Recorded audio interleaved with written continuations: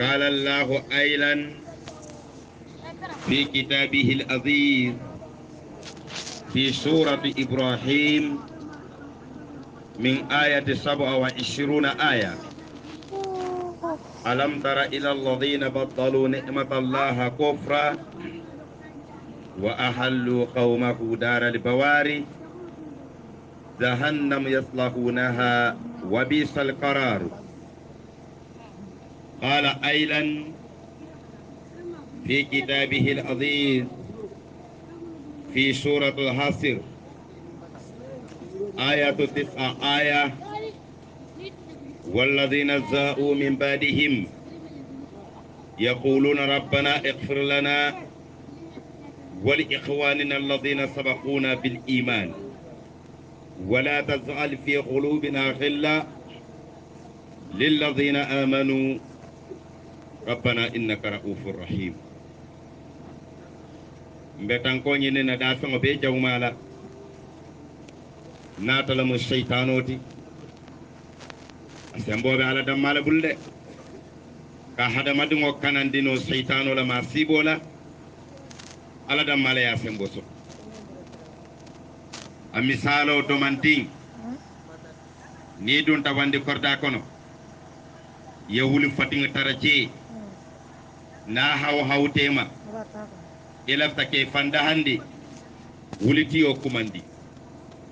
na kumata doron wulo ka tenkunne shaytano nala masibo anala kasaro atilintela man satalla kumandi ya tanko nyinin alabulu ni ya tanko nyinin alabulu doron alake kanandi alale wala ya sabu be tanka nyinin o folola shaytano la meng adama jawolem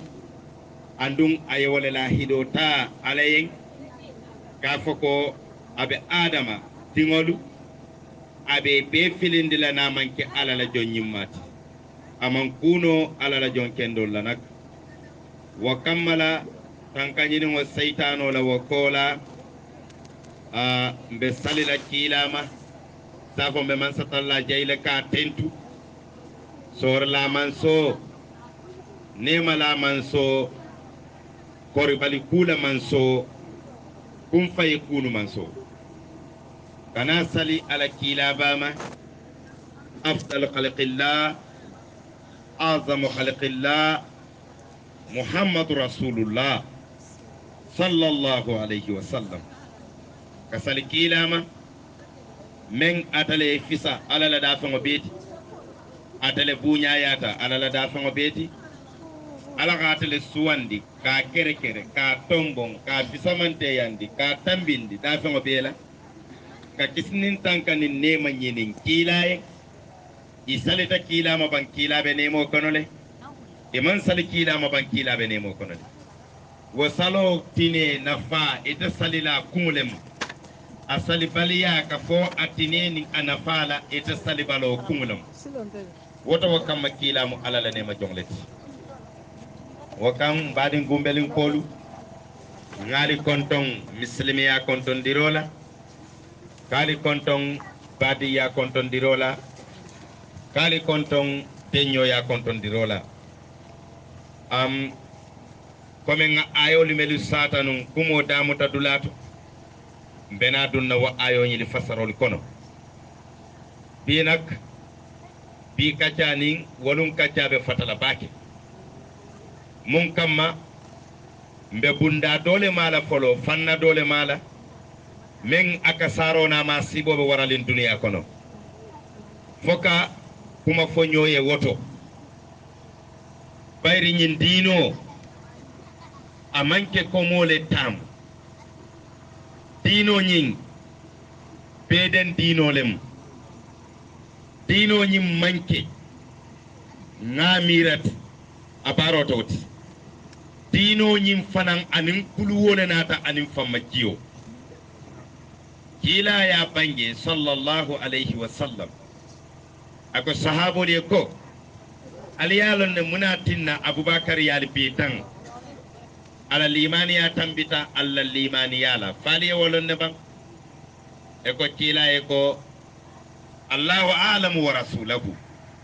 ala la yewolon anala kila aka manki ko Abubakar la sungo wala ya alla sungo lutang amanke ko Abubakar la saliwatolu wala ka bete ya alla saliwatolu ti wonten Abubakar la famma jiyo wala tambita alla famma jiyo la wala mu dalilo sanna bakari ayalu tang palaso la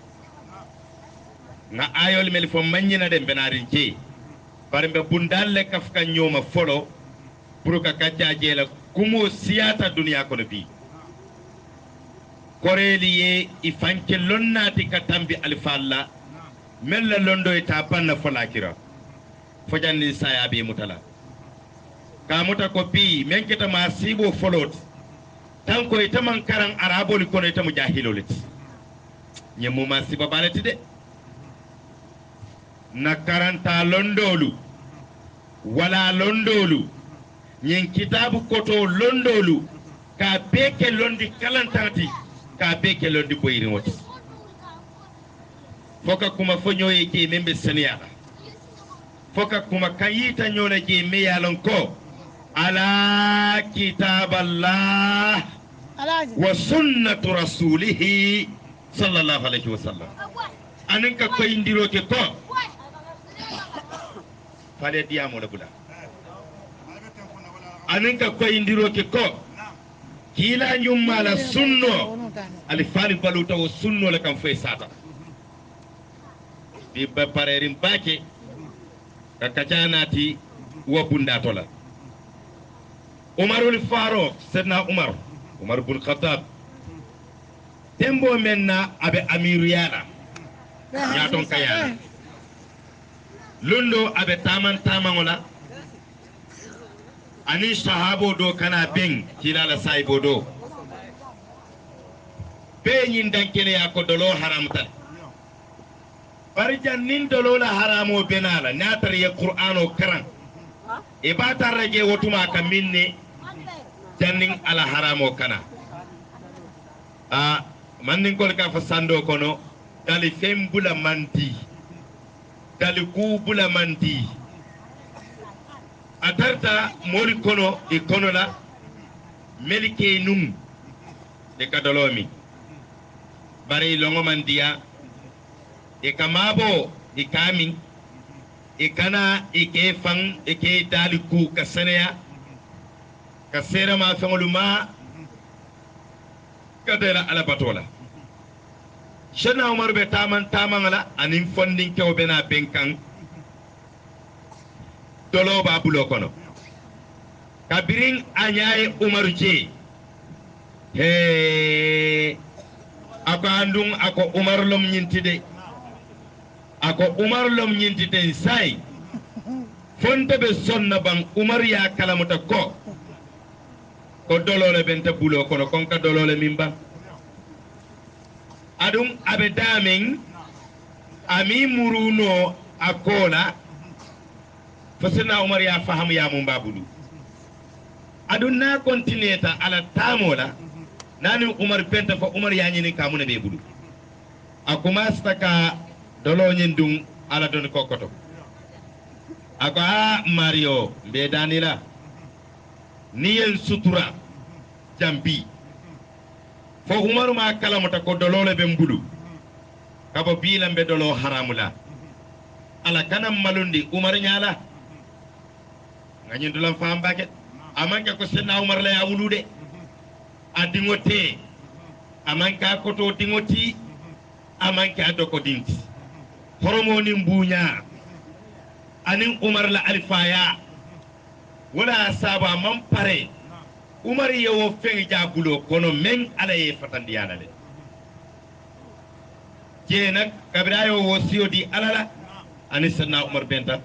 sanna Umar kay ko akay mumbe bulu ako Umar ye akay liole bem bulu akay liole be bulu akay ha Umar kay nta fanga sulo be liola le aponde ngajube ngado taje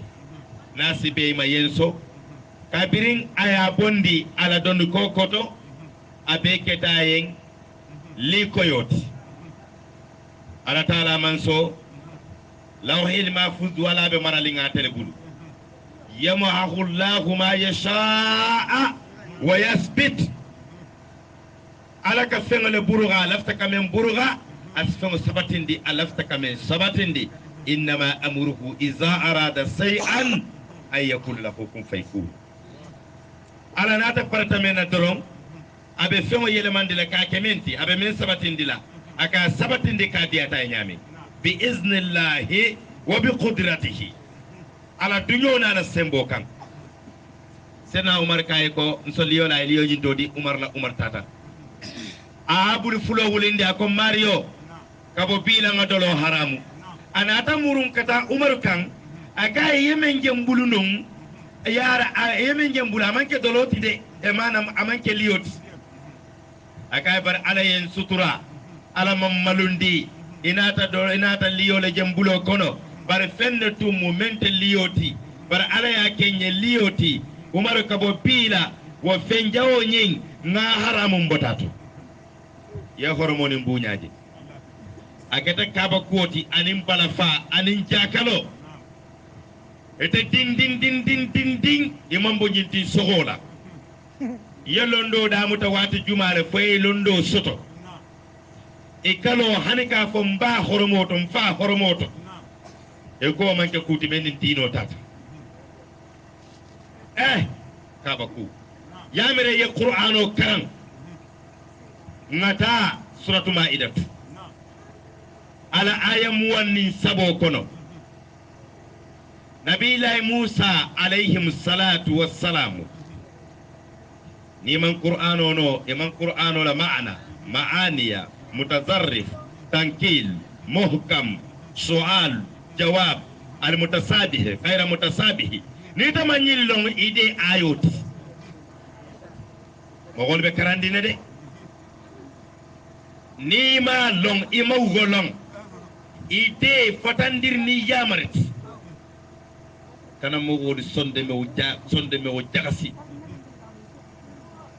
lugha arabi kango ka kanga fo mo arabo la kangalati kon na jaga ka kanga be mbulu nyami arabu kam moyo manke karangati arabu deguli be arabu dumel man karang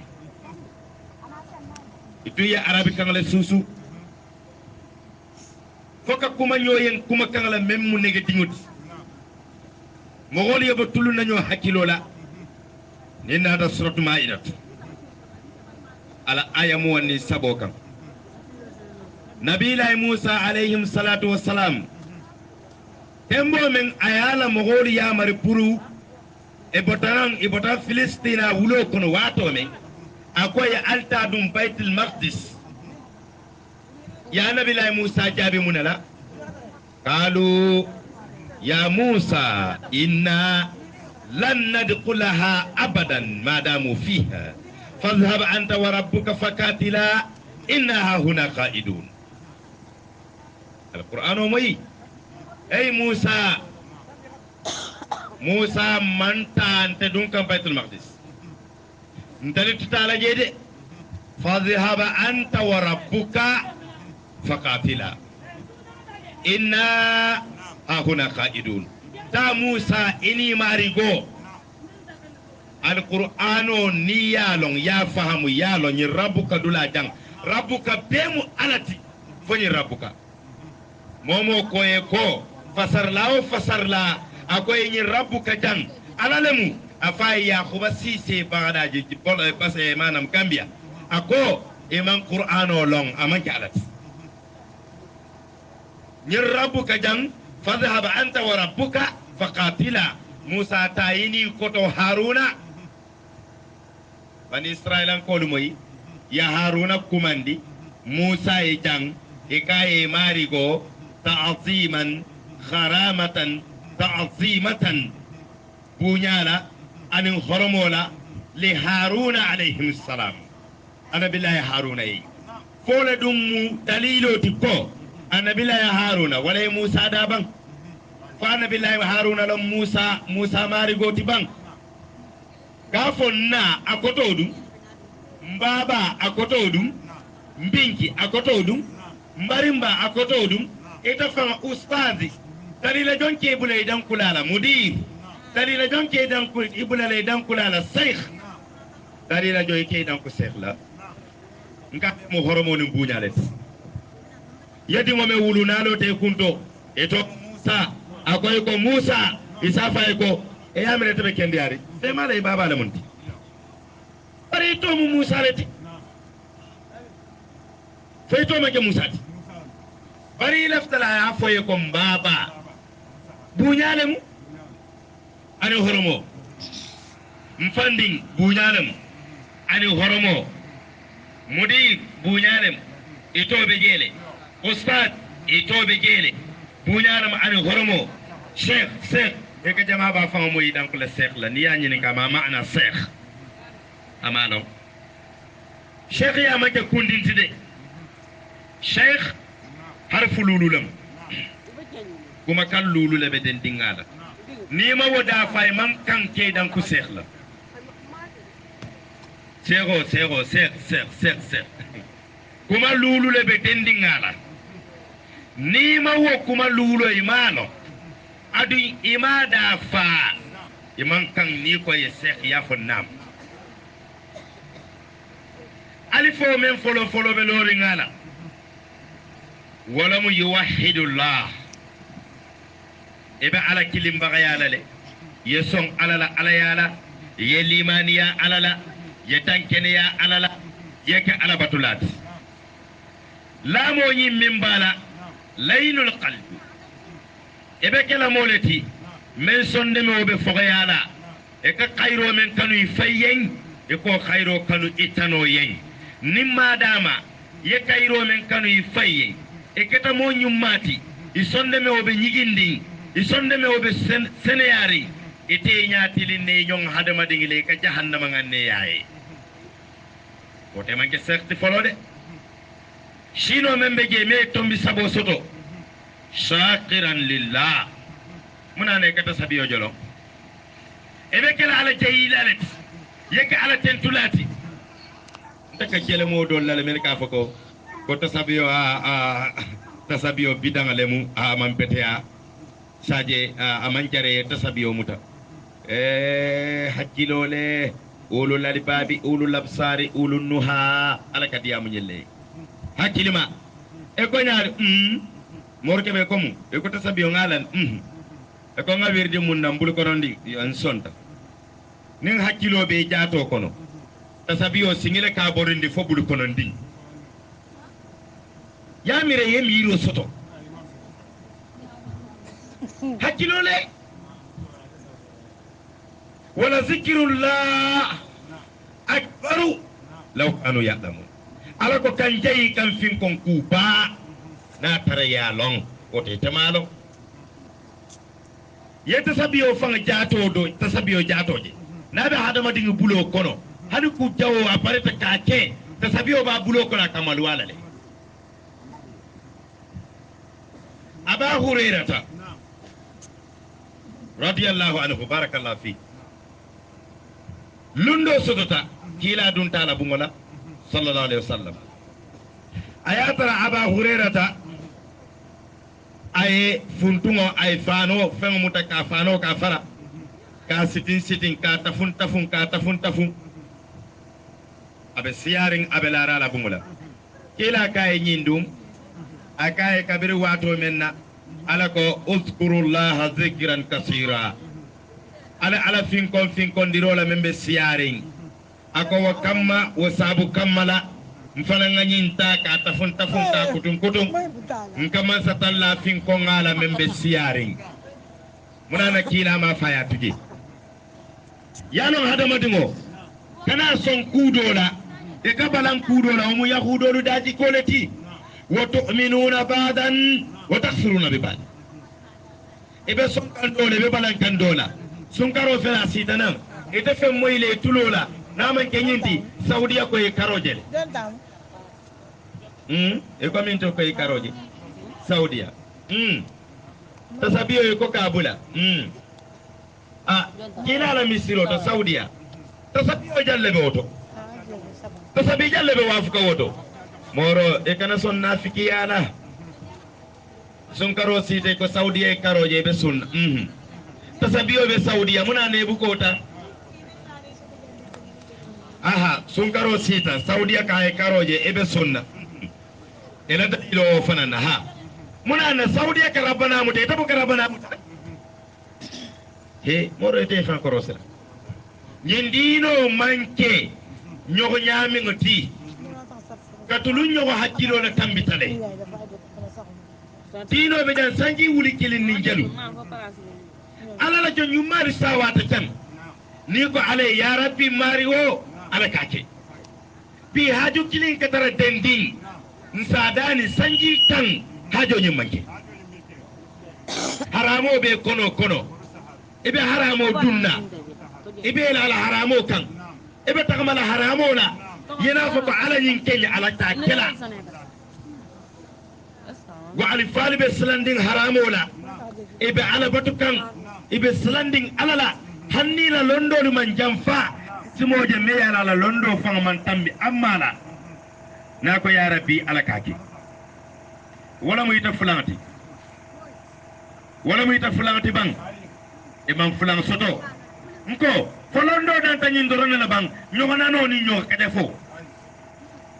londo ita man londi ko ten karanno e man londi ko ten lono ita sariyang la kiti do bono la nyoto keta be kering ita diamulala keta la be kering ita diamulala idol be kering ita diamulala futu sitolu ita diamulala badi yalu ita diamulala kenolu ita kumalala fanyalu ita kumalala fokanalo mogol kunto al mun kula bula al fidaro bula al qur'an karang bula al joni de bula fete o dorna kare le classe ko ba ita man londi soto na man kawle même mete no mano fanan ngono ino ma doron ay wo sat ni ya londi dalilo nati aya fayo ko hani kila maki sallallahu alaihi wasallam ita buka son sama to wurande baba la bundala ibuka nyonki babae ibuka jimi babae kila la saibe kilim bukalo kila kunto kadiyama e be ka nyonkile ta'ziman kila bunya sabuna lundo kila sallallahu alaihi wasallam ako Anas ko aka Anas nso jiyo na ngamin shaibul kidita purkata jiyo bi nyo sawan kam makadi kila la sallallahu alaihi wasallam mogoli kara ye kitabul jubi ye jiyo na te kila jiyo mutaya jube ako manyin ji sifa fo eko kila eko eka eki sifa nyadi akalu ta jama kono saibol ke saljiyo muta fenkengli men kono ila salji muta jito aliye sogonyo kan aliyana tinyen kabiriyana ti kilaye sallallahu alaihi wasallam kilaye jiyo nyimmin ako tabarrukan bi aidil mu'minina ako ngajiyo nyimmin baraka nyini mune kamma mu'minolu meleka saljiyo muta jito nyin ibulu ku jito nda Muhammadu be wala min kan fa alasim baraka ita baba da to fa ibukami ifada to ibukami hoyni purjar ni lokur le be ni nani baba tema ila karan londole sadaqatu zariya min kila yafo sallallahu alaihi wasallam osko ita be kala dinti membe kala sadaqatu zariyati kadu waladu salih yalla nga ayol ko manyina jelet waladu salih tinkendo yed ulahu membe duwala wululay ngata alquran ko nga hadiso landi ngata suratul hasr ala aya kononto jeyele je jube ba suratul hasr aya kononto suratul hasr ala aya kononto jeyele je jube ba mbe ayo fola je jube ba والذين زاءوا من بعدهم يقولون ربنا اغفر لنا ولإخواننا الذين سبقونا بالإيمان ولا تجعل في قلوبنا غلا للذين آمنوا ربنا إنك رؤوف رحيم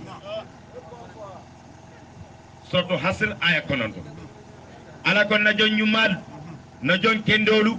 ملوناتا yenoto sayoli ke jon nyumma dol kotelula mel mun na jon kendoluti wala ka fole marigo isi yam fanteli yen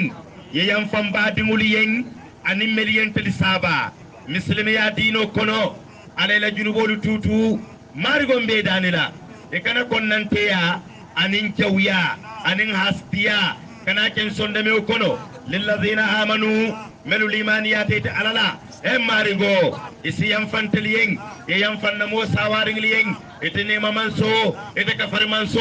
e ko yengata duwam baba e mama e ko kila maki ete jahilin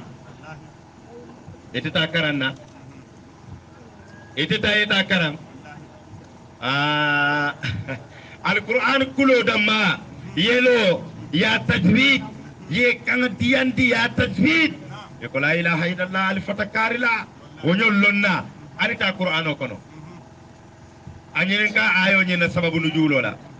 ya nyinka ayo la maana la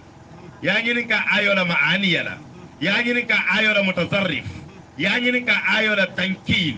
ya nyinka ayo la muhkam ya nyinka ayo la su'al jawab ya nyinka ayo la ala mutasadihu kayra mutasabihi wallahi abidi la tek hay alifali meli yello yabo nyoto ete ko woni mu karambalo leti wa alifali meli kalo e ka fa allahumma inni as'aluka bil lalful qa'im alladhi laysa qablahu sabiqu wala lahiqu allamaini allataini tamassat bihima rasraru وجعلتهما بين العقل والروح وأخذت عليهم العهد والميثاق وبالهاء المحيطة بالعلوم والزوامد والمتحركة والصوامت والنواطق يقول مجاهل التي بان بري الحاج مالك سي رضي الله عنه أي من فعل قصيدته والله ولا متونياتي أكو إذا انزل القبار فسوف ترى أفرس تحتك أو حمار أكو نين الدنيا ورونا كان بابي تنكونتا نمفتتا ننسيتا لا كيرا من بسوكا من بفلكا أبلون نولو حديثو لينا كما سبتي إكي ننكلي نيكا فلا فاي إسبالو تونيا لا ناتالي porka fano ka kuntu ka kanyandi isi se kuto e santo donde amanke de sote ni yawo ke idan na tambole ke jahili malo fete amra monte karandi isbalo na ta kala la kalo fanan ka molka kalo men ke kungoto ala turo nyin na ta ta fayiri yorta ta mitele nyin tam kumula fata ta ay non kon non telka fa non ko kum non ko kato na futata je yedan na tambole ke femo karan fema hadiso nyi be je nyobala don ko bulo isbalo balale femo fanan karan ka fona tambite la nyim bulu kan nyinna ka foda na tambole mu e tabe lorin kurtu simi dorone noma fete amira mo man karan kabirin kila nyim bangelu me sallallahu alaihi wasallam shana bakar ko kila ko don ko do bente bulu ningadum aka fufun nomale kila kai abubakar ya abubakar anta lastu minhum aka abubakar mete fo eta mantara moli kono membe fano dunna kuray kurunta ma fa waroka ete kaftano ni waramboje mo gol kangale na beta kay ma da jikolo e malo mo mosi famu e bo ciodele ba mira la dan tabbi mo goti wala salanta ala la duy teti wala isbalo lo teti ومن زار إزاره قيلاء يلا فانو دون كا كورنتو خويه يا كان لنا تامبو كان فورو كان إلا كديامو ولي ولا فاني دون يتي فلو وتو بان يبو كيتينو لا يخايبو لون بان كونن نو يالون ete khaybolon ebe kelo ke kan khaybola wati wo wati moye tambi tela wo sonde me na la kebaro ete bo chodile bo chojino le fay judgment comme ba kit ke faye eta so ku jojino e faye aw ka jom muy tati fo malaika aw ka le muy te fo ala le yebula aw ka ya raban fo aya tare tele yo tele be londi wala ba ha mogoli fata nyogoma kakaram nganyen dula men fo soto hasir e ko ite fidao e ko kila ma kente fidao kela la ilaha illallah kewanata kila kan sallallahu alaihi wasallam ni dada durat nasina ibatar la je ala wulula bunya bundato wulula la hako bundato shanali ko anin kila be nomoring kewanata kila kan sallallahu alaihi wasallam ako kila ko na banta mbaba banta nyilibe banna mbedo yaring mammegen fusainteng nanyi megen ningo nsimun ku keno wululaliyen kila ko sallallahu alaihi wasallam jiyo keyin sadaqot akoy be ke mawuli modona ta kotake ako kila ko na banta abe banna mbedo yaring sainteng fendimbe mbulo malan sumun keno ki nayin aba hurera ta hadiso nyin fillanan shana umar sana ali fana hadiso nyin fo akon malan simen keno nayin kila kai itti amlaha ta'aman domoro tabinaye je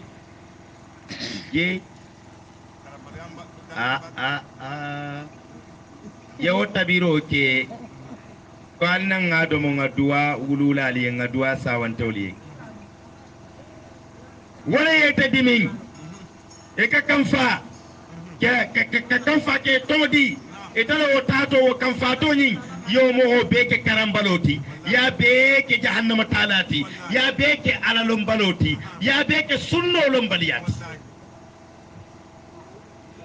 salji muto kono sunno jalle beje ngin sumo jaato kono sunno jalle beje ngombe nyin karlo men fam fo kante nin kombe bulala sunno le no man tanyo ko batala tari nga sunno tanga ko be lande bab yalla sun karona ali nga sunno tanga ko be lande bab kila e men tun teligulu anin kila e men bange ali nga woke bang nga ko be dabula bang wala mu munti sumu li ru'yatil hilalu waftaru li ru'yatihi ali sun naliye karoje aliye min naliye karoje nin karola ko kala fil talima amina utalima ali timmandiro ke sun karma kono tili tan saba kumo mamba kila yina bangede amurunta ni nata muslim kono wala nasai kono ibatar raje quraihatu tembo menna abota madina atata makka atata yamani aba muadu kanje kabira tata ke sunkar karolo tanyala wotumo abdullah ibn abbas wolebe khalifa yala madina oray botanan yamani amurunta kana madina abdullah ya nyininka akaya tele sungu mutalunjong akaye ko ntadude nga sunkar karo ngaje jumalu musuto nsunta sibitulungo abdullah ibn abbas kay ko ntel la madina jang ntel ye karo je sibito suto nsunta dimasilungo ka hakilo lu dum nyogoto yalla to jama bi ka mona foto ko to mo telephone ning radinin ko ko tante kero barsilam fo abdullah ibn abbas faman na ke so soto ko muawiya tie karoje jumalungu de famo ke so soto kabira ya ke so soto ay mona fa ko ntente bola kammin fo ni nyaay karoje wa imma ngati mandi tiltan sabo yiri be dunga kila jele ibe fe muta kila betala yalo woluti ba etala galo woluti mo gori e tulumu bula jogona nyendino abe seneyarinde nko tusuru ndeka fon ko mbe bi tilo men kono ndesan bi fure jama falo kuyata bi furelu e jama falo kuyata wala na man satallako sullatu min al awwalin wa khalilu min al akharin mo jamala be dunna arjanna mo folol kono bar mo la bangal kono membe dunna arjanna daga be do yala ita jato moye fa abe yawmal qiyamah be takan damen duwa dorone yana faji ita bolo men ke kan ama ka fure masalo kama ibadan ka kan fe ba nan kan fe be duwa kayel e duwa tan duwa ta be nan tala duwa kala dan na tamboti mo gol kelobe warali men no mapi sonko be warali men no mapi jamaaye kuntu wa wulu fala jamaaye kuntu wa wulu bala jamaaye kuntu wa kabilo la amalla fenkan feka birita sabiyo menna amalla fenkan feka qur'ana karama menke amalla fenkan feka maana munkula menke amalla fenkan feka joni dengo menke feta manyin karay manyillo ila la bange duniya kono sallallahu alaihi wasallam alungu la fasenna jibril anin banderi nano men nata inene ma woje kitabu to ba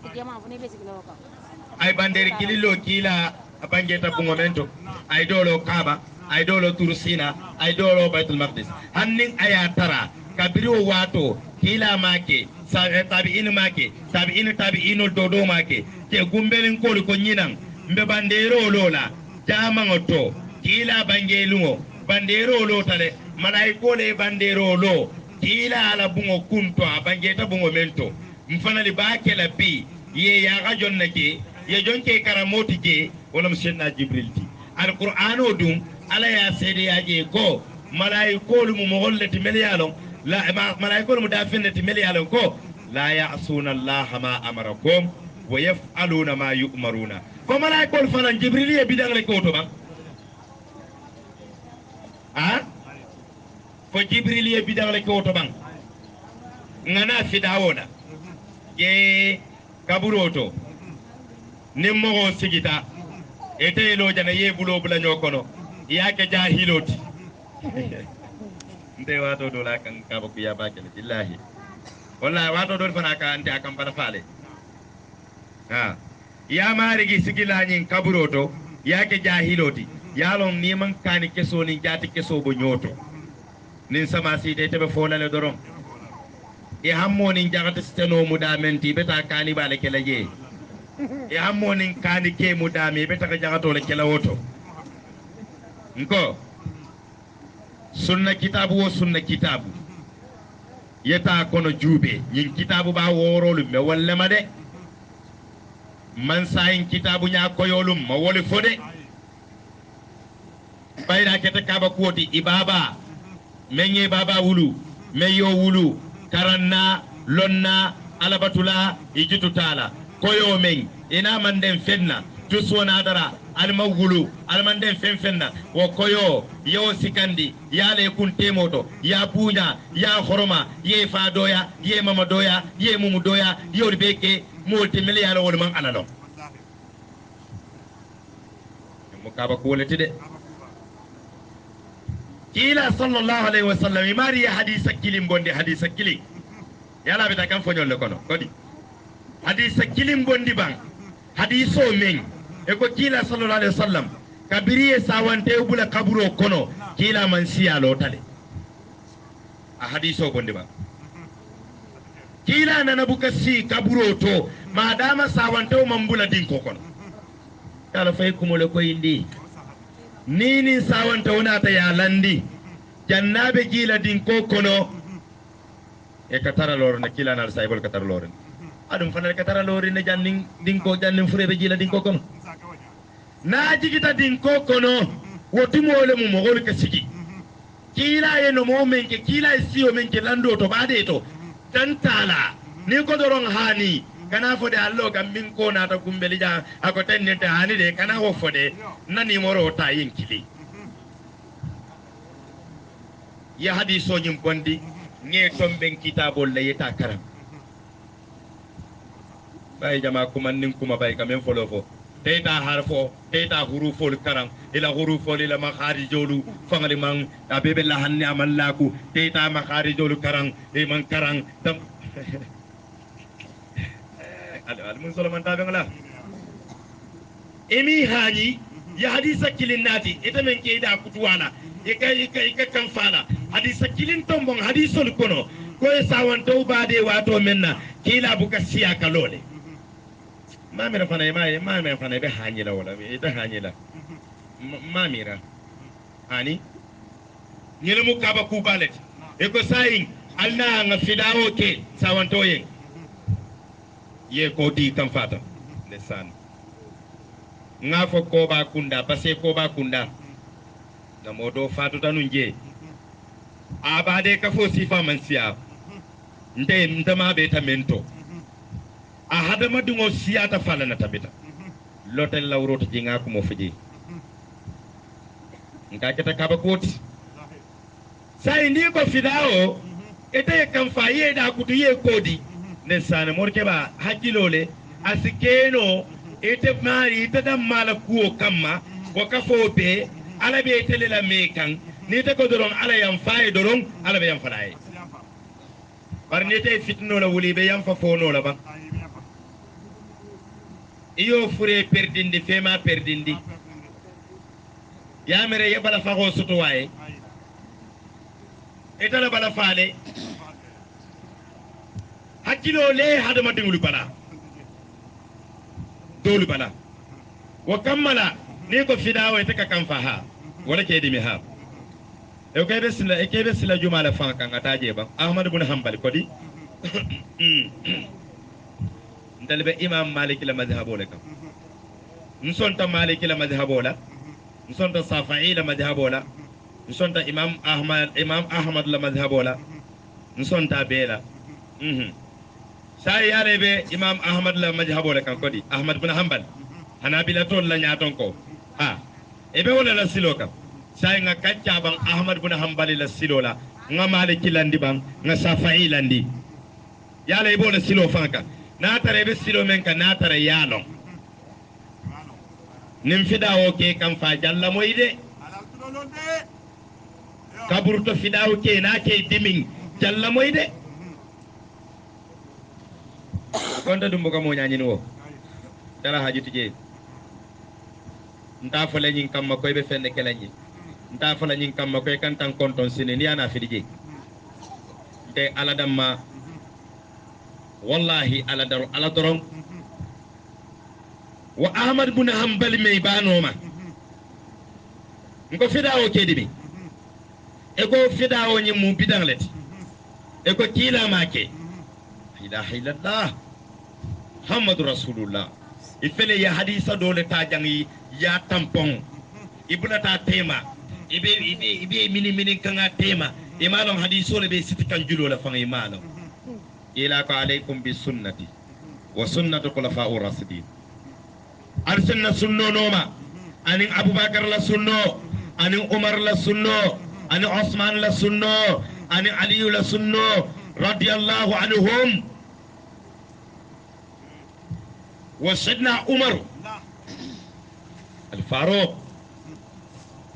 abe saya siro kono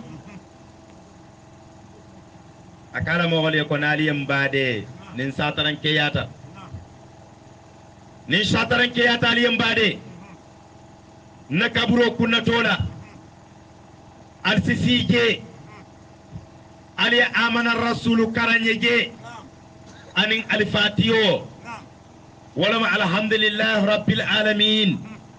adsa soro karang anin amana rasulu surat barabandula aliya kenye fidawoti gumbel ko ngalando ken pareta alinga fidawo karang sawante yen e ko gumbelin ko bo men ke kan e ko bidanga lemu sedna umar le folo ko ya kayen kila dun ko alon saybe balu nsino ma gumbel be abubakar no makanje e to ko bidang ida be sikan jomma fenke umaru olbe umar le no makanje sedna umaru e to ko bidang lemu ida be sikan jomma sedna umaru desane aywa desan atayamira abe kan fatan gumbeli nkolle kamba desane yara yara kam fa kan sedna umar le kamma gombel yawle je kitabo kono ya kara ya fahamu ebe baraka ngala kaje ko sedna umar le ya marolem e ba ke kan ete ko woli be bidangale la idun si hani sedna umar kumande bidam mola bang muna mogoli karan ka kitabo ri jube mogoli karan ka kitabo jube wa fidawo nyin kilin ngamurunan ko take yala nga umar na tofo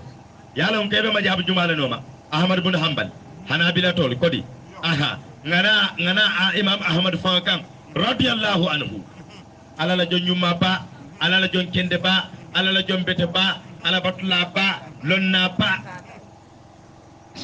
londo ama beta bade doto ebe bade dula kewsita bade ko kunto e ka fay abdul salam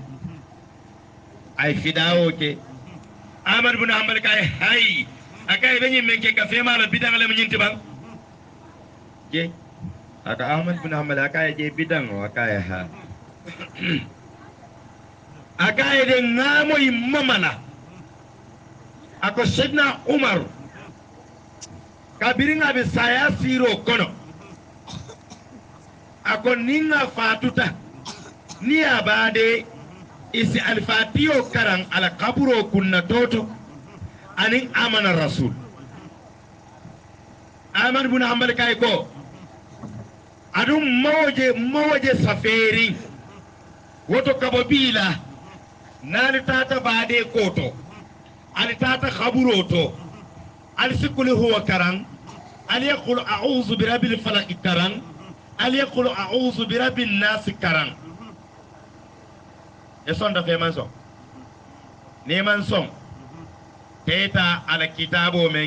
men ka fay ko ibn taymiya shaykh al-islam ibn taymiya rahimahullah ala talibo me yalon ko abul babulolam yeta ibn qayyim al-sawzi yeta ala kitabo tay ka fa kitabo me yen kitabu ruhu yeta ala babum fi zanazat be jum kuma kan tarje yeta kitabo do fananto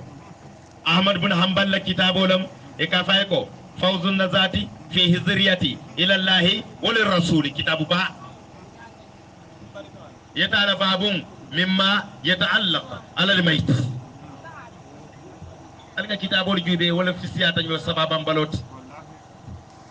wa man kalla ilmuhu qaswa inkarahu aw inkaruhu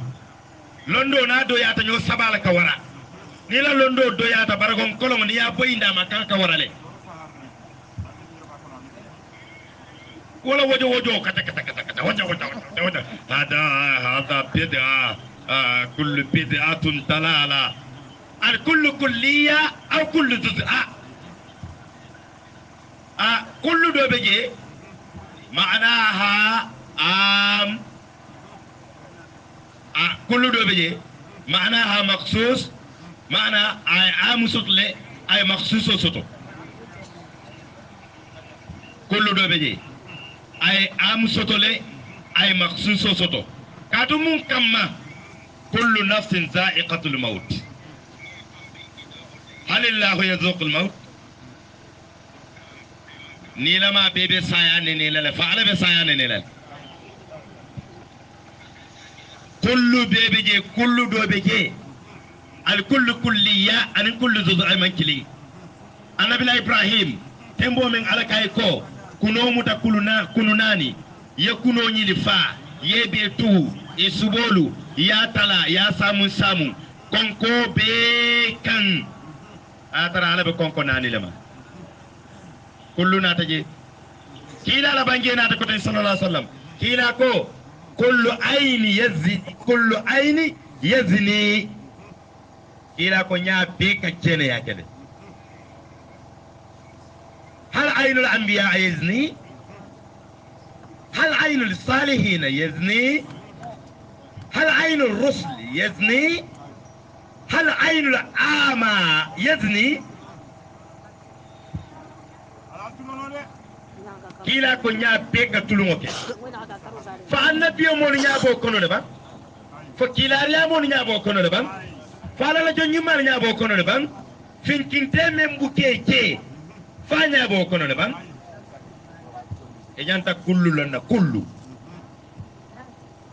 e ba murla nan ko take kullu ni ko kullu bid'atun dalala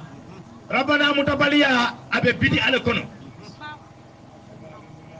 kila rabbana mutale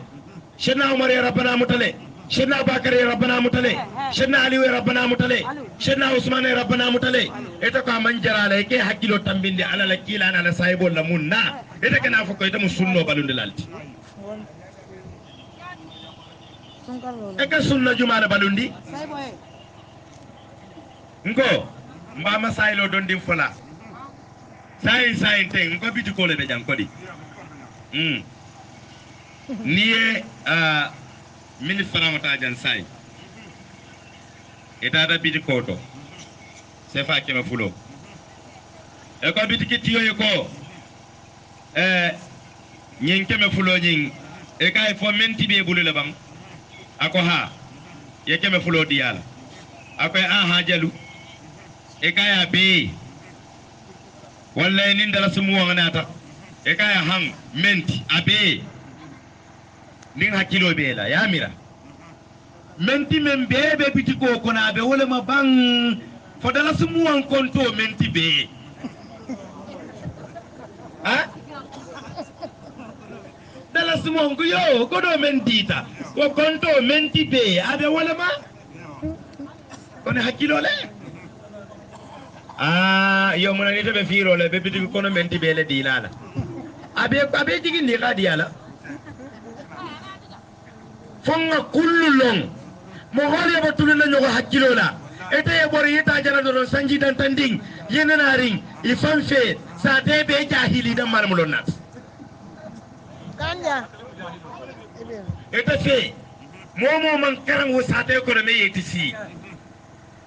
e ba jutu kan dola na le kitabo fene ala dun ta kacca kono ko be karana santan wallahi be borra santan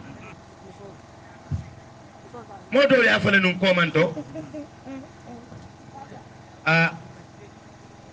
ye kuma kan don le funtini nun akuma kan kaba ku yata baki ko nyalo e ko ha alifasil alif ni dunga fodoli e kamune foye e ma hakilo la tinyaro jono fana ni ba fala ko alifalu jon alifaya ta kilati ndesane e ko baba ila alifalum ibaba awulufa ala alifalum men ngo muki wo fana na alifalum moti men yo muki wo fana na alifalum kontiro ke beta na kila jombala kila bala feta hakilo bu kanon jeno bang nin ko alifalum kata kila fangale ma sallallahu alaihi wasallam akata kaba kot woni lota ka fa ko nyalo jahilo di jube bismillahir rahmanir rahim kata ka kuntum ka safe kay to bala ani ayatu kursi ka kuntum ke kay to bala ko be jara lole ke ka wala e be mo be basola da ka woti ka ke mo holu bala yakin mana ngajube nganya ka sala ngadiliti e morta yakin nyana nganya ka sala ngadiliti sabanjang men ngakin mana akonye ko nyin kuma kan nyin feta man fello nyum kuma kan kono bang men sim firindi non tali sonde me usiti tale malan simenta kay wala miniti tannani anil ludu ngawale ka katiati kay mbadi ma ela ko yem malu ayem balafa e ko ayatu kursi manam bismillahir rahmanir rahim ka kuntum ka ke bayini sheni ni memuti wala ye teddi min fo ebe da fay kan ko meli ka woke wako alifalu iman karanne kayla ko yambala fa mbe nyinin kala kayla hili mahfuz wala bala bismillahir rahmanir rahim abe safirin ge nyaadile ayatu kursi lawhil mahfuz wala bala ay moli jotal londolal de bol kana tulu nyola de dole min do hobu ka do bali abalo kula de do sino ko to fisa do nyala matile de mogol kana nyogo feya de hanu dunya nyim balu ko no jang dobe mali potu sumangale la dobe botole la kanyo kande dala silulu lebe do kun dobe mira kan sinin malo meta bank mento de mo holte kanyen na de ngai ko ngorke ba feta manyillon bismillahir rahmanir rahim abe safera lawil ma fuj bala wa to men a harfu safeta le ma ayemolo ba ila nuqta tombi folo men kala ya no lawil ma fuj wala bala wala mo ba ila tomboti wo bayi nyin nin ko be bayi damma kaccala jang bayi doron billahi allazi la ilaha illa huwa be mon toro la euro kala kon bayi doron eta dun na fasaro dan tanyina ne tay mel doron bismillahir rahmanir rahim ngana karam fola ala taw nyum mala dunya ne mama so la kira ne mama so abanta ila fasaro long dan tajil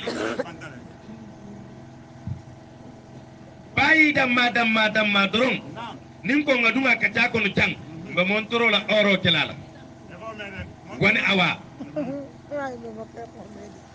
badi ussamawati wal ard basiru bi ibadihi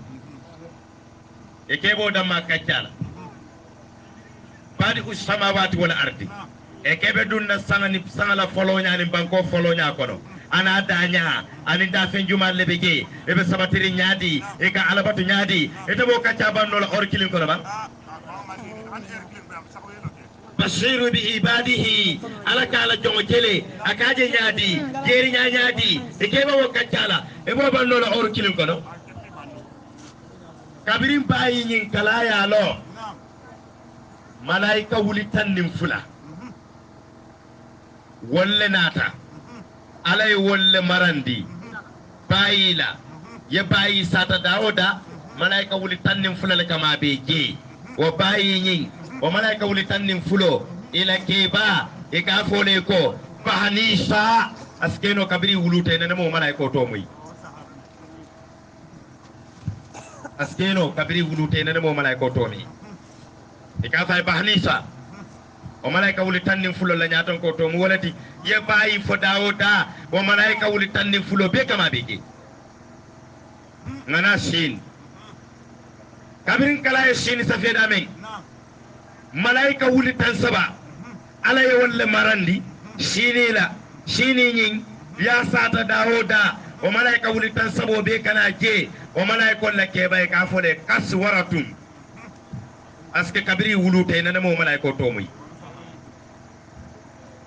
ngana bismillah mimo kabirin kala e mimu safe malaika wuli tannani wolle marata mimula ya fo dawoda malaika wuli tannani kama beje o malaika wuli tannano ila nyaton ko e ka fole ko marizu aske kabiri wulute nana mo malaika to mi marizu kun tiyo mati malaika wuli tannani nyato nabe maga nadoro nay mimu moy damen dra ka maga kataje analo mala ana kafurin o malaika wuli tannano bema Allahul alifo malaiko men kabirin alayalo e kalayalo malaiko men mabeta malaika wuli muwan anin kilin ila keba e ka fole ko ahya haya yahi inana mo malaiko to me kabirin wuluta etaka takani wo alifalle laba e ko wolle man karamba msa bin foten fay bancew e ko wolle man karam nkaye tege suutele ba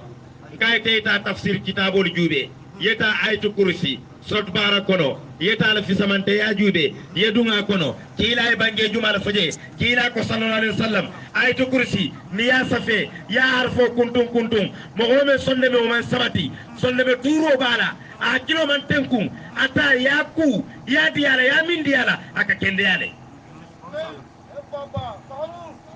eta ko e kona so ma o manda moro to bande bulu gullo ko ne e be telephone li kele be ngalon ne ngam fote mbalon dine de mbalon dine de ini ji dula ta banna isina do be wuri na mogol kunto nin gole ya jagola te kan sai ye muso nyini ima soto e ko muso e leftela akon fatela akon takela i borin borinta ake kiba ke lokku i mininta ite unta isaje kafa ka funyo do ke mun Allah o abiya etala miro ta Allah moli kono bi jonna ko be forle afa ala ko man fori fe ala ko man fori te fe ban la ilaha illallah wallahi fanyo kono kumolem ngan kaliman sola men ay sangata ay bankota nim fanyo kumote num nsa sata amamme asoto tante kumola kabonan kombo banko kan anin keba men nata nyola asaha ko bo indi nyabe nañu audio fango moy lale kada ben na gurko kono le anin keba men nata nyola tusuru aka kuma kan men fo woli laban keba gi jo kuntuta bar lum do suto atata no mala bu mo kono Allah musu sunkuto le batu ka gobe kata la kata lay aka etende mala bang ajare tanya gobe la lañu mogolu malum bi men la kube for limbi wakay mo jom aka kumo kenya be fo fa bare wakay den tel sina solo bode ka safe di la de ibe kula la le be safe siti la le akay sambangata bonyogon siata lo ngaje kacabula doro asiata bari ni ajo ko be meñi bunda dol fokan ngana nyogo ketu nyogo nyaala sa e ko de na somala yo je e ko alabe kendi yende la toñalem e kungu ye dimi e ko mum be le kungu le kede e man basota baso mum munti jonga baso nyindada e man ta abdalla tagaje ye pikiro dila ye baso dila e bo baso ben di kanyela o bor ke soñi mum femmu fo duro ko lo mi yolen pikiro penko me ba ke kanye jato ko no pusino nyi munemu fo nyon ko me jala mutolo mo fala jale mutolo mo yalan même pusini si famu yalan ya dana nyame yalan emang ala togo makay bala jato bala bar pikiro pusino borite bala subo kono mo woni yebo tulun na nyogola ma fo sirikantu mogolu ma fo korum keralu ma fo jalam batulalu ma fo e gatara sigirin bino kumma ko bino lebe kuma kanye tayin wala be tala hajo dan tege kan hani de duwanye ya aladani ay sigi ay aladani eta fanka aladani le je ibe hanira fala ko manyan na kela je nga murula ko take de say bol kono wala mu senna senna abakar ko de senna umar ko take ani senna ali kila ye chodi mole ka me waisul qarni kila koy ko nu waisna ta jang makka kono imma madina alta duwani ni ngabul ala la jonyu madam adu waisumu dol ko yamanin kolom dol ko samen kolem kabiru waisu ebe waisu nyinina kala kuwo nyini sanji tan atata be sidna umar la khalifa yala konot waisu nin ka fomen nata kana hijjola ila samatolu ni la fudolu e ga bedu ngatele bulu nyin kammala ko atele mu ila dono talati yara wa kafo be atala ga fise beti qafilatur rafi'atu hadama dum la nga hakilo tu nyoku ebe do lokule ba purjala ebe tuturi ngala wo mu ala la jonyuma balati yomal khiyam alen kakar jutu nyogala ala la jonyuma balem woti yomal khiyam lolumula kabri sedna umar nyini karoke ako seto molu atel ni momanna kabo yamani wala same mento mu waysiti e kontel nin keeɗo naata to mo waysuleti de bara tele ɓe sigirin na fudolu sinna de Cheikh Umaru kanin dandan je aɗa yayi tandinna ngata duwañini ngabulu kila e duwa jallake Cheikh Umar ye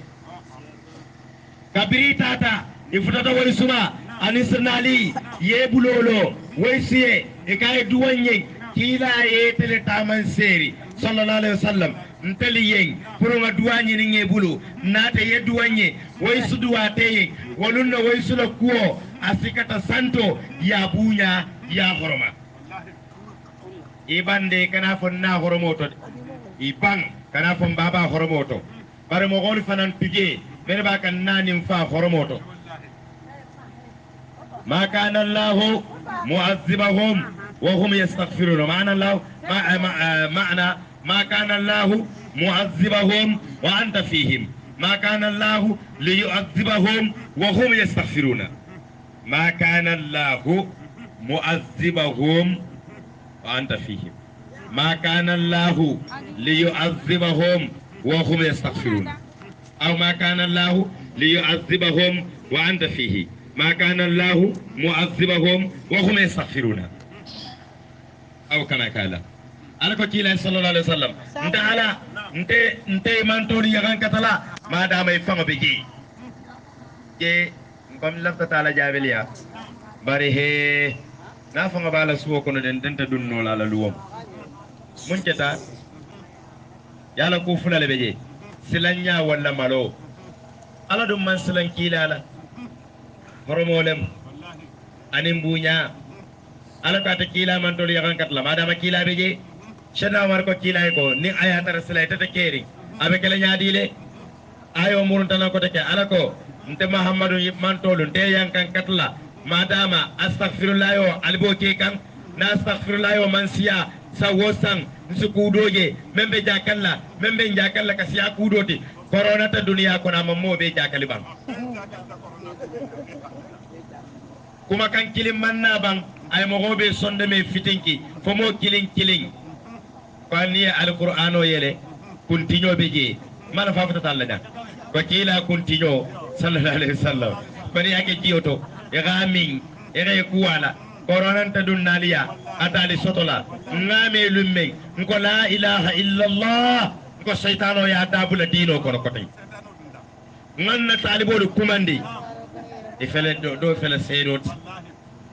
ni do taye karamo seede ya kula memman soto enen alala ba nyabola ngekili ko ya alqur'ano lunati yenati ko ya la yele ya yele ka jube ye kuntijol tombong ke tombong bulisa sewata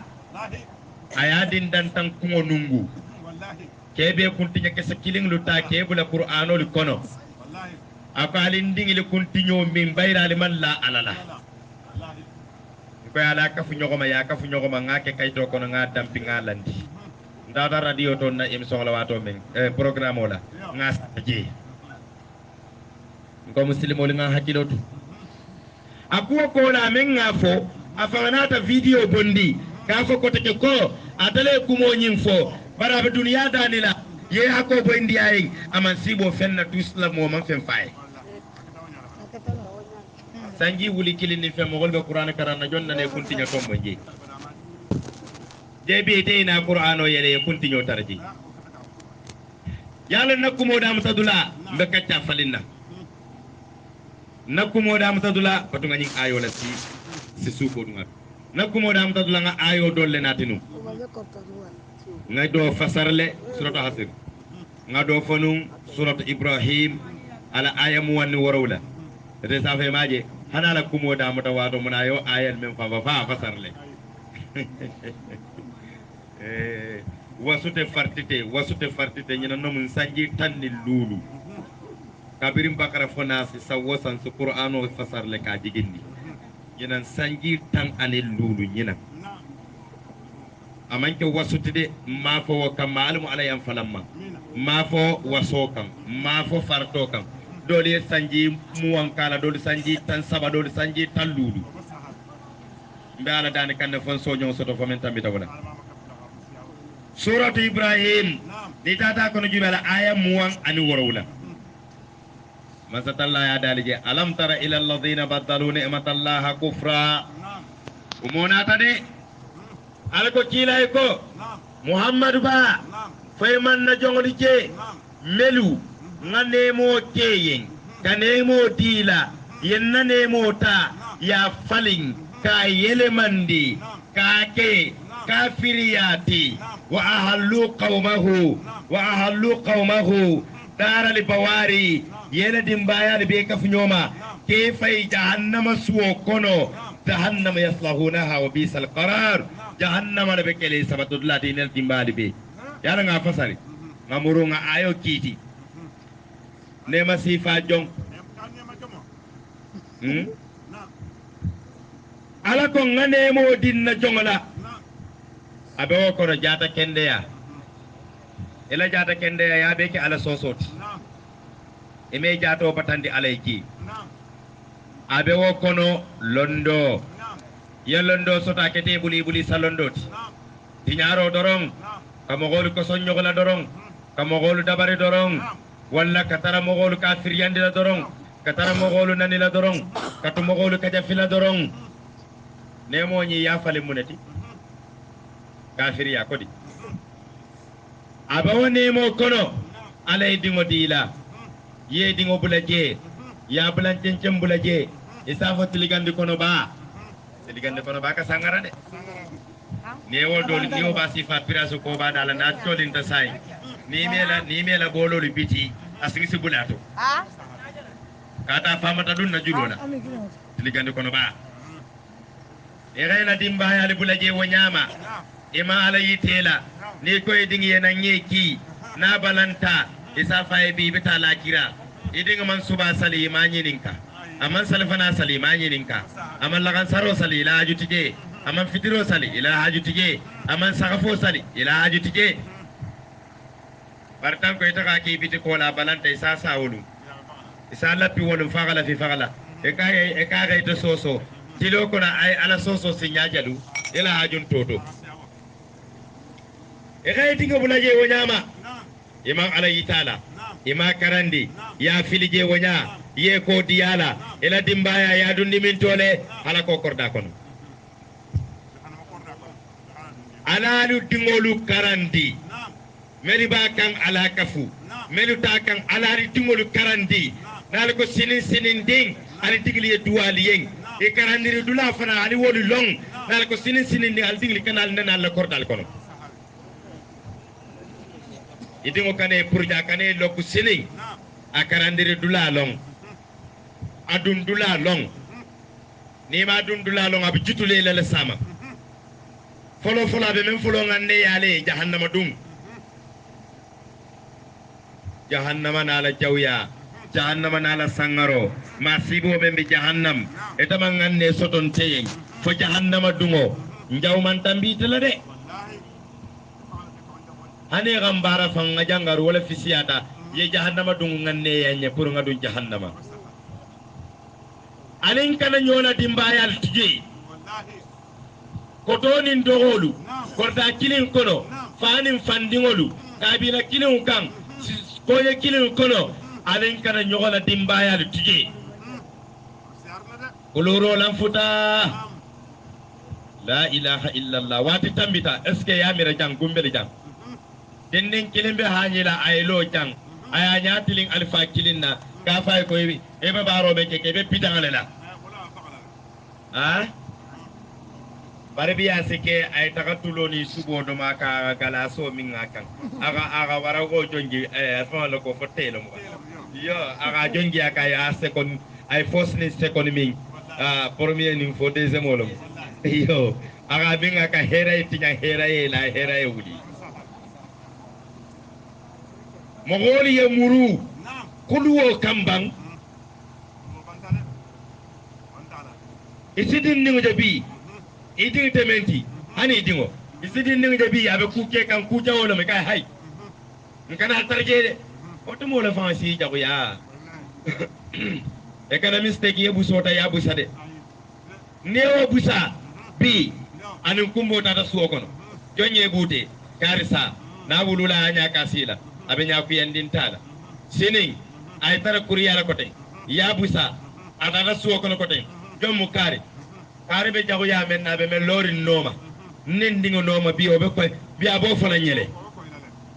e wata ga noma e be mun lori nindingo noma ten kuni gago si bi fane gago si e ta hara fola e da be mun ku kande ay mun kede tawole fitino mutan sonko e wuli dindin nyaabe wala sonko tata wajabita shaytani da bulata je fala ga nyogo nani fala bulata nyogola al bulata nyogo komala seni yamira wo dindin nani wa alfa benta naka ya tuwa tabun na bero laba abada tele ayo ni gaje kenda kem mante abulo man futa man abe jam farala bara ya kon ko manim kumbonata e kay mun keta kar sala kan gosi awona kay gosi ayo nyin fonko ta jamba nyin tasallenta bay galon ni nyajana walla so jiyo la je ngam atata wajiyo kama na nuru yabulu ko mutatap ni ga ya gosi e ga kude ke memman betiya wala ga tinna kay gosi ya konkon ni ga wo bula sinin na ba nyun kuryala na yo kari doje sate konon konyi ay woje na kan na tara Allah miro bala na mal hakkilo to na mala boy asu sagun mala kata ta sonna waya taraje ko fulana bena kelala wo sa gosi ay ta suwo kono awulula ga gosi muna nabi yinta kenola bebe dinga ke kan yala kallot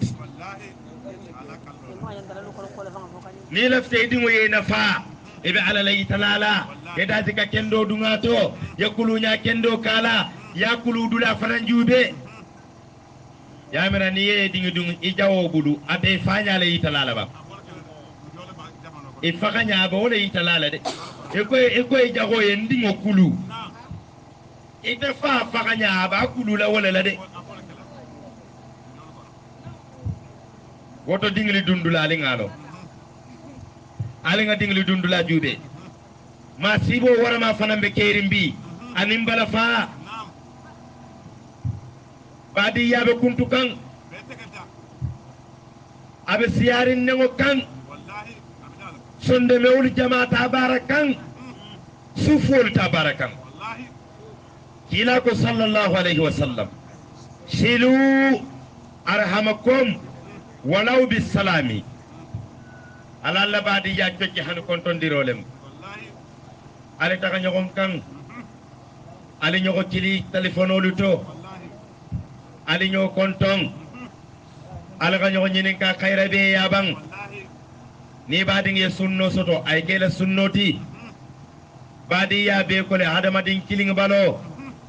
ni sin konon ni yedi min ibala jato be le ka kalamuta ni bulo yedi min ibala jato be ya kalamuta barje ibadi ngi be toro kono e ka be ko ila male atalla badi ya na fale ala ibadi ya tola rahimul la fanga tolemu ala ko momo ya coci abe siyo coci la amanke ko sima ya jawole fanammu momo ya kuntu abe siyo kuntula amanke te siyo sotola de ite l'akhira balu nya nyimale sotola badi ya be tinya kan dobe tora kambi na tara badi ya cokinya do bane ya badi ngdolu tema wota malo poti sanna biti koto badi yale nin saya data ye bori ye dum biti koto ye tulo sang ye jabo sang ye malo sang e gabe ran sang e be dunne be bola e be taro ko sila ko kurantale ya moy kaman kende ya abota jang adata misran ko ya tentendi atata tamba ya tentendi atata Dakaru abe jara lola anata satrankeya enane dala se jale diyala pura ka fala ornasoma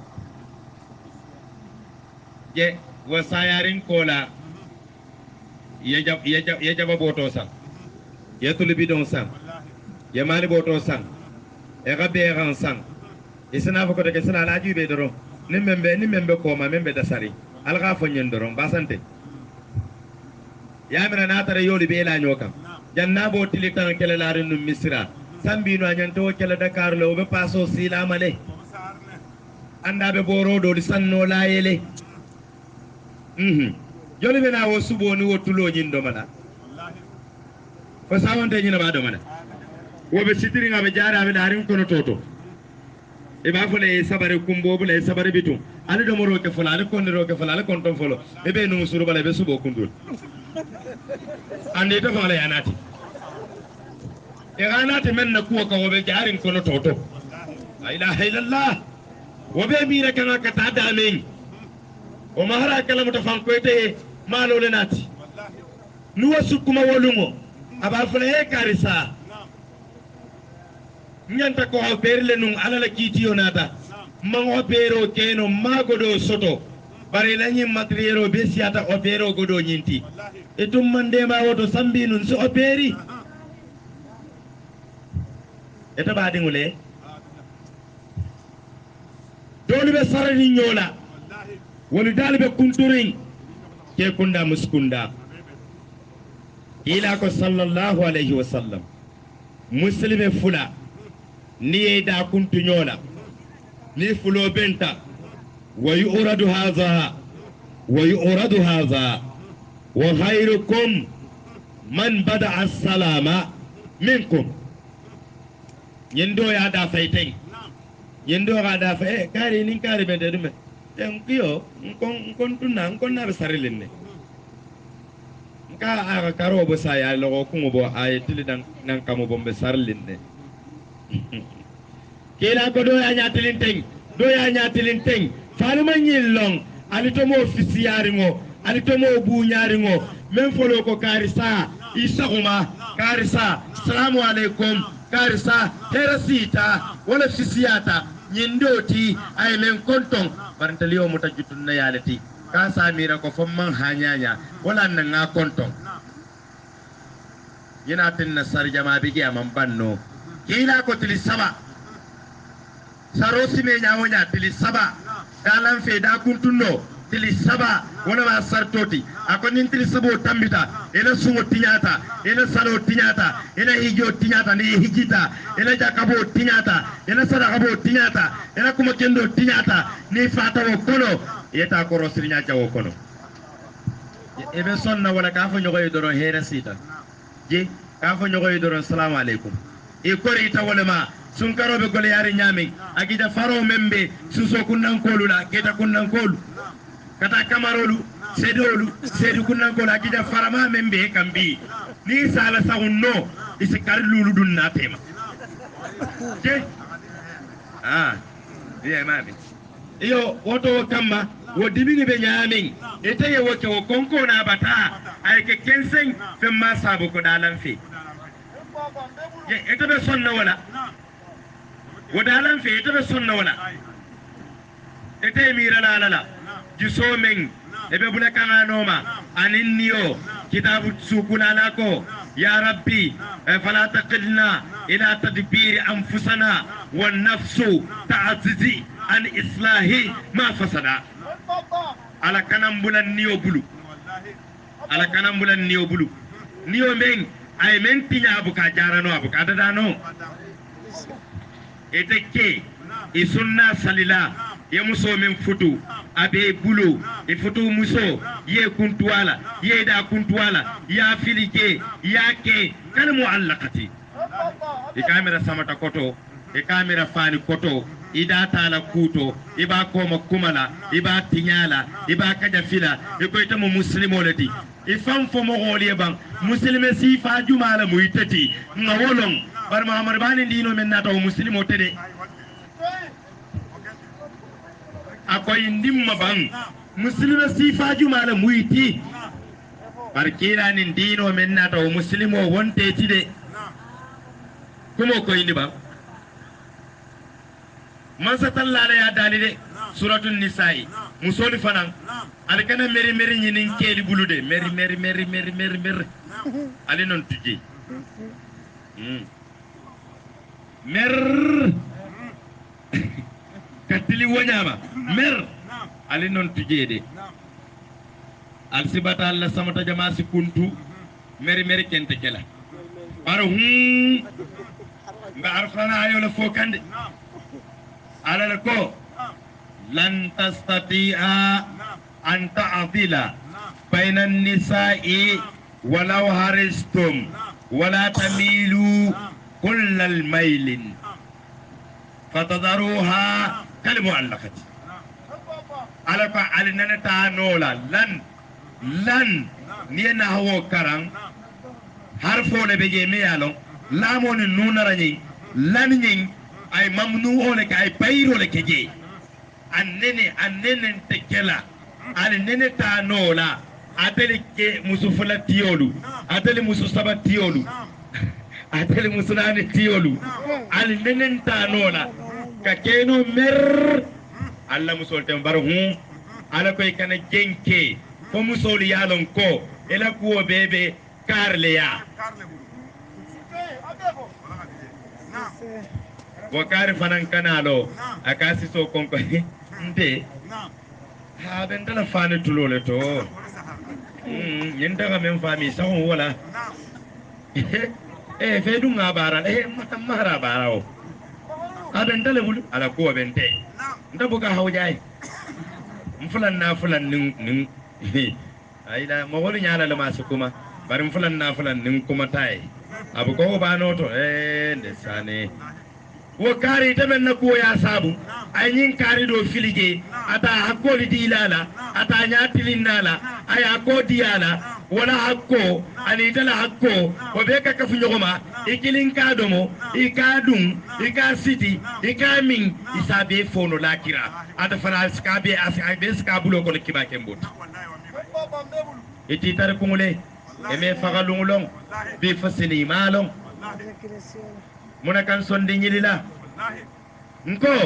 sinaya nyo baindo nyo baro nyo toro nieto ne sadadila kanadi mo gola namo kabo men dala de o tamu kurang let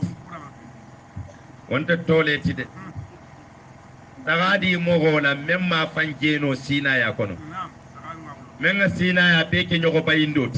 menga sinaya beke nyoko barot menga sinaya ke sonkoti menga sinaya ke nyoko koti menga sinaya ke nyoko kola dioti ali bebe nyoko baindi kan jonno ma moko kunkili ali bela arjanna be jombulula ala la kitiyo ka mo killing ini la keran nin na keran bi niya bara kende tankayen tabe sinaya kelementi sinin be bara kende kebe kelai ne taro fita nyaada la fi sini naka be daji o faylan benna tikko dun na koto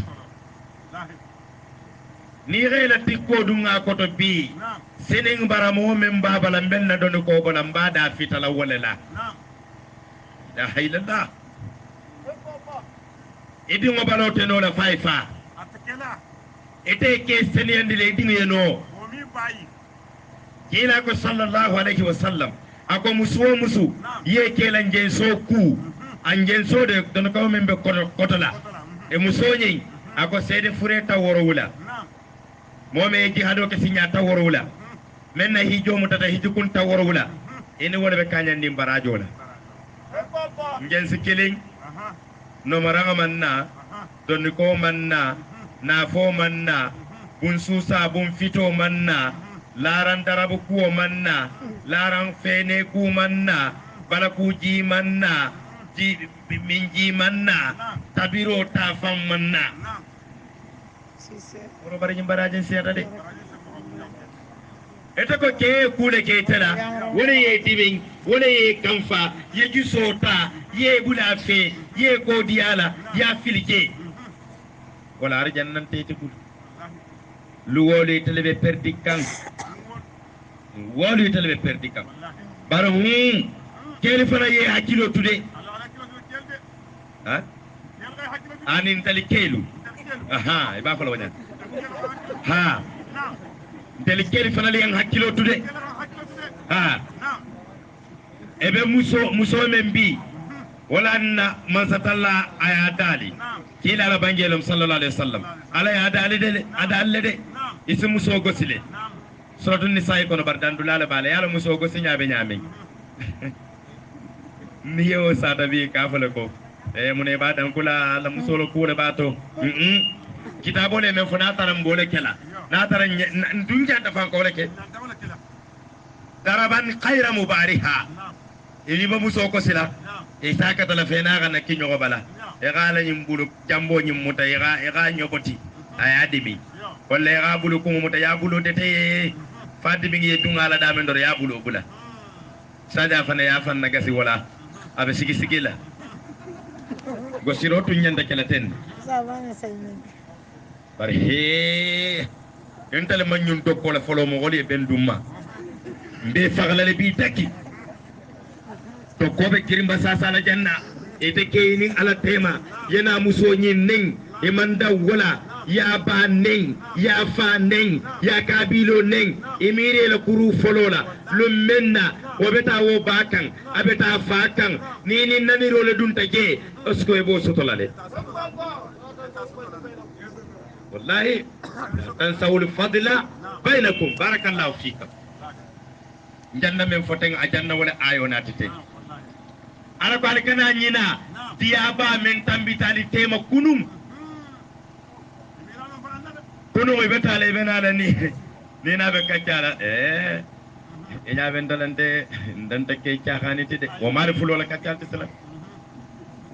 إكا يندي نيابا لدي sininde asabi kumtole bende asabi defana dum ke nya guya wala la ba ga wala bo yadi yala yo wona ta wobe buli la korda kono ako en so dala simo le kay ko nyadi ako da sika yamre dum kende yadi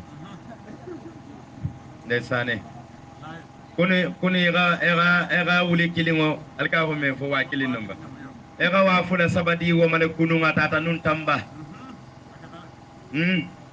nesane bi felenti e babali kan darsumu wati